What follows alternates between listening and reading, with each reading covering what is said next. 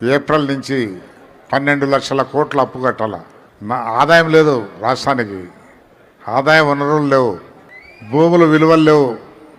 కోకాపెట్ట మాదిరిగా 1,40,00,000 అమ్మేదానికి ప్రతి ఒక్కరి చర్మం ఒలచబడుతుంది. పన్నులు వసూలు చేస్తే కానీ డబ్బులు రావు. మరి ఎట్లా చేస్తారో మహానుభావుడు చంద్రబాబు నాయుడు గారు. ఇప్పుడు ముఖ్యమంత్రి పదవి అది లగ్జరీ పోస్ట్ కాదు. ముఖ్యంగా ఈ టైంలో చాలా భయంకరమైన పోస్ట్ అది.